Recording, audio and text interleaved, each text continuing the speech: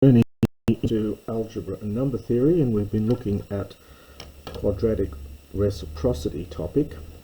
And so far we've introduced this notion of the Legendre symbol A over P, and this is a symbol which has two values, plus 1 or minus 1, so we take P as an odd prime and A not a multiple of P.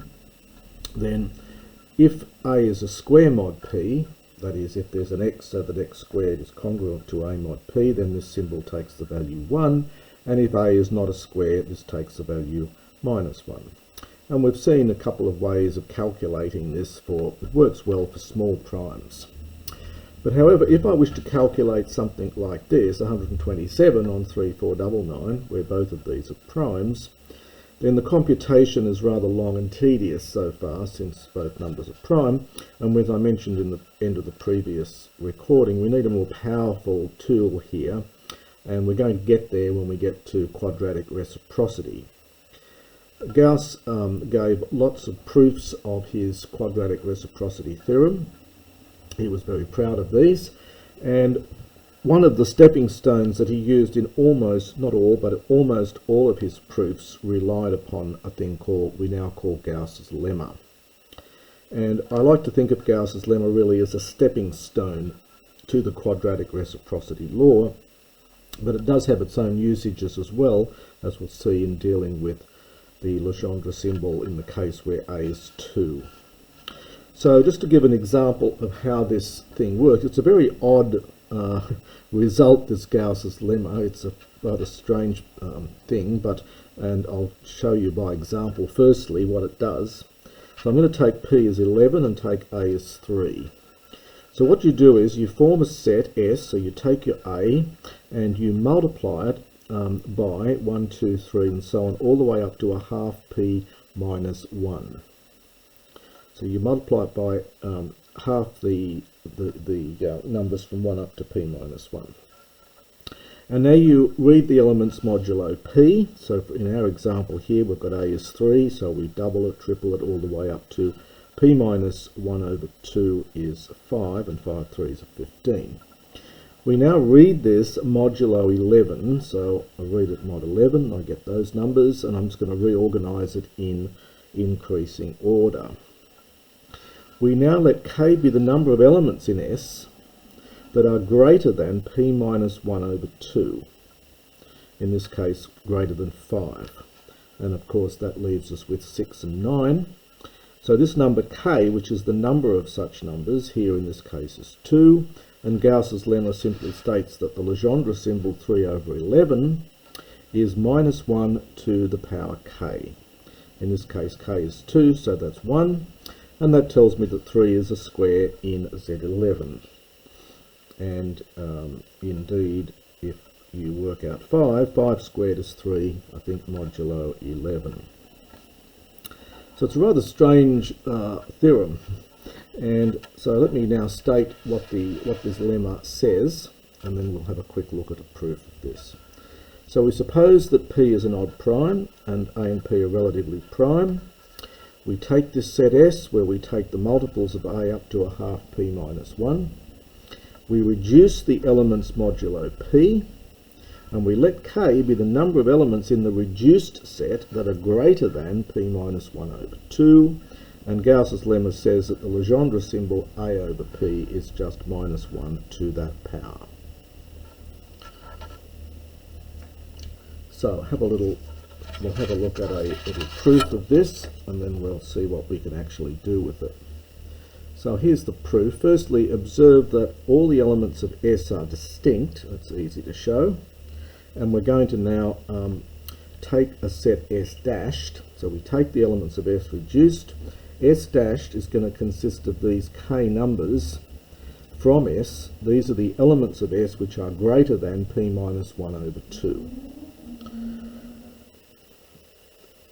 So hence, we can now take each of these elements, and I'm going to subtract them each from P, so P minus A1, P minus A2 up to P minus AK, and then the remaining elements of S that were not in S dashed, which are these ones, these numbers are now all less than or equal to P minus 1 over 2.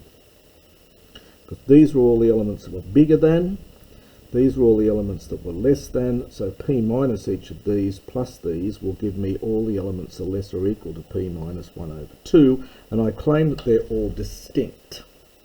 Now that's just a little exercise to prove that the elements of this set are in fact distinct. So, and there are exactly p minus 1 over 2 of them, so these are precisely the numbers, when I read them modulo p, these are precisely the numbers 1, 2, up to p minus 1 over 2, but rearranged in some order. So that means when I multiply these numbers together, I should get the same as I multiply these numbers together. So that's what I do here. I multiply all the numbers from 1 up to p minus 1 over 2, and I multiply all the numbers in this set together. Now I can and I'm going to look at this modulo p, so I can now get rid of these p's, and I get lots of minus signs, and copy the rest down, and I can take out the minus 1s, I'm going to get precisely k of these minus 1s. And what I'm left with is a1, a2 up to a times p minus 1 over 2. But that is simply a times 2a times 3a and so on up to a half p minus 1 over 2a. So I get that many a's and I get that many multipliers. And finally, of course, I can now cancel. These elements are all invertible, so I can cancel these out with these.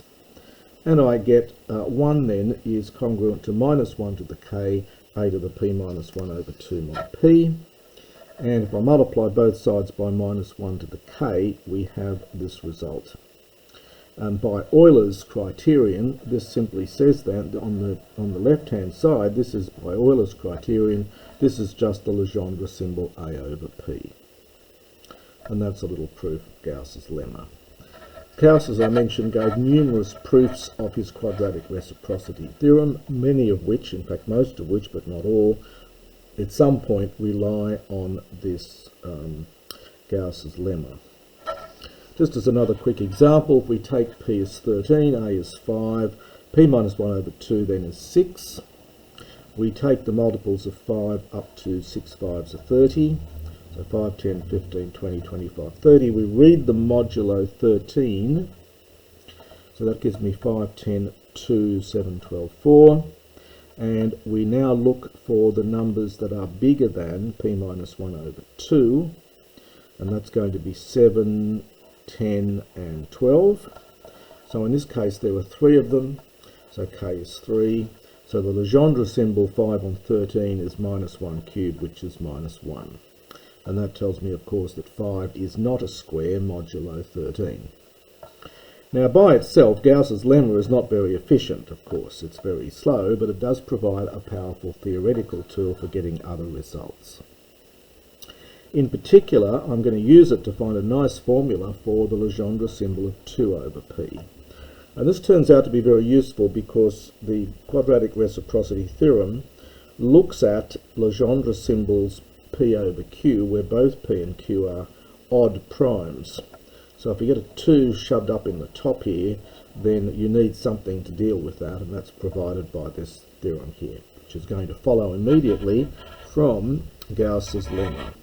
So a lovely little formula. It says 2 is a square modulo p if and only if this quantity is 1. That is, the Legendre symbol 2 over p is minus 1 to the p squared minus 1 over 8.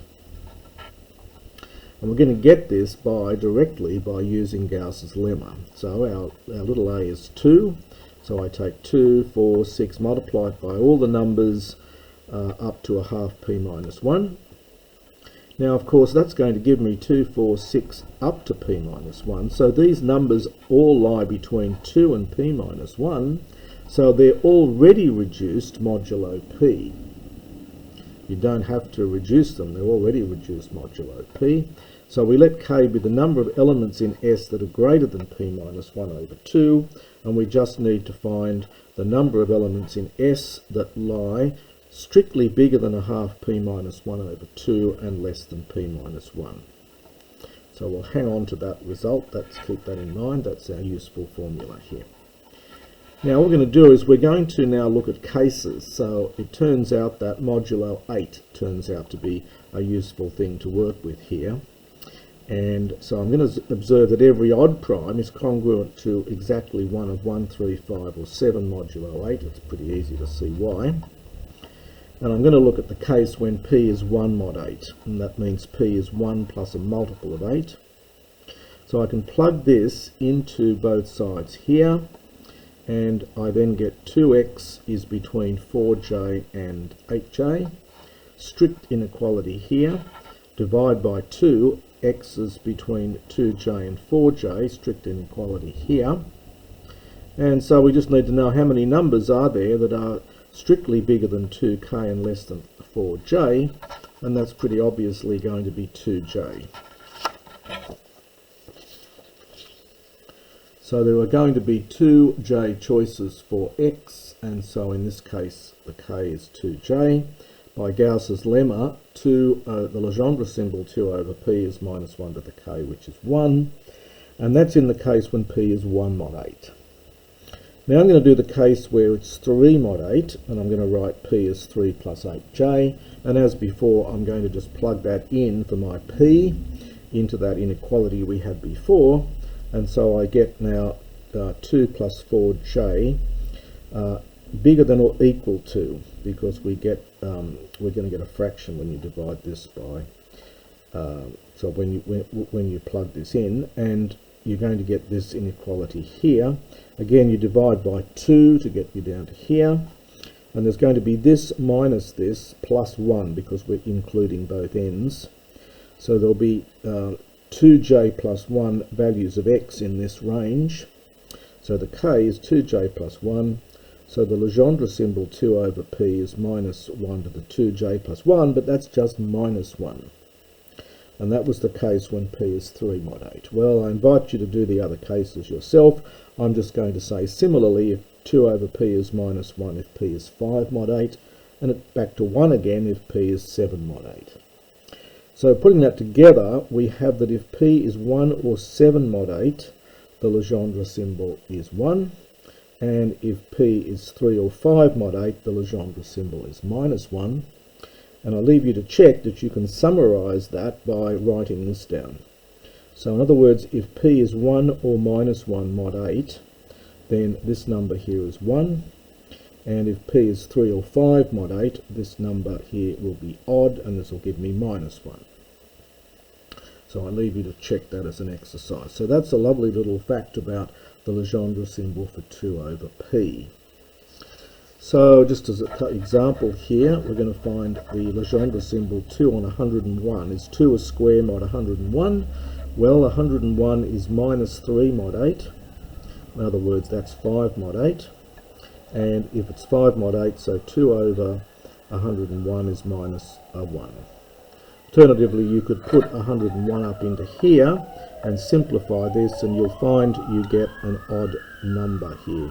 So you get minus 1 for the Legendre symbol, which tells me 2 is not a square modulo 101, and of course 101 is prime.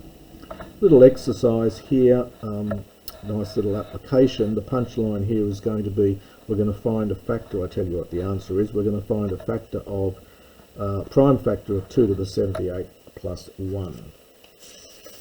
And I've worked through this here in a separate page. So the question was then, we're given q an odd integer such that p is 12q plus 1 happens to be prime. So for example, you could even take q as 1. You took q as 1 as an odd integer, and 12 plus 1 is 13, which is prime.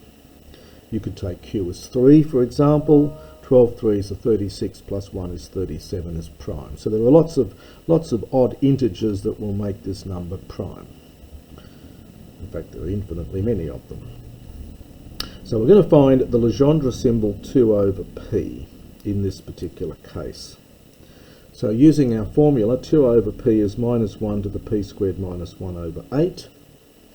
One is then tempted to factorise this, so I shall give in to temptation and factor this as p minus 1, p plus 1.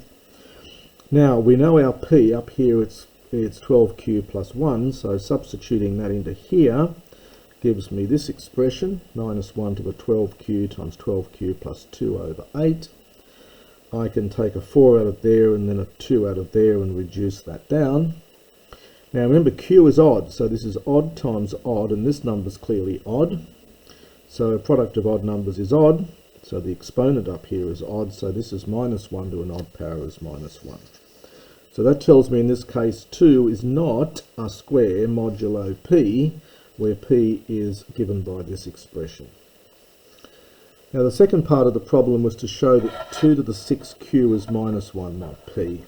And that follows pretty easily by just writing down, we know what the Legendre symbol is here, and I can simply now use Euler's criterion. This is 2 to the p minus 1 over 2 is minus 1 mod p by Euler.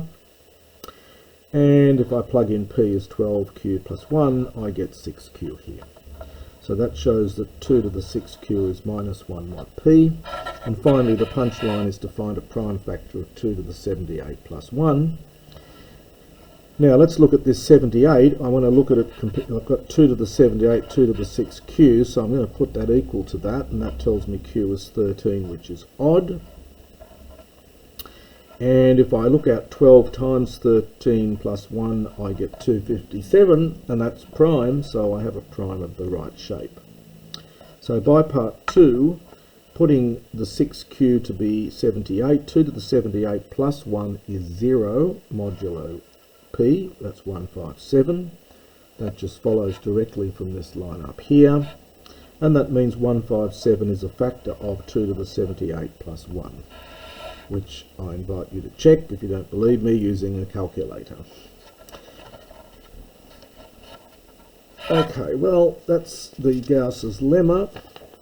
In the following video, we're going to then move on to the actual quadratic reciprocity theorem, the main reciprocity theorem.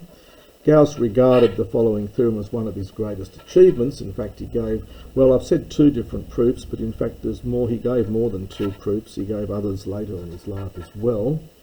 The proof I'm going to do here is not one of the ones that he gave. It's a curious fact that many proofs of this theorem, some of them necessarily essentially the same, have been given. It's one of those theorems that's been reproven and reproven and reproven in various different ways. And before stating the theorem and proving it, I'm going to prove in the next video a fairly difficult technical lemma, and then we'll get finally to the quadratic reciprocity theorem.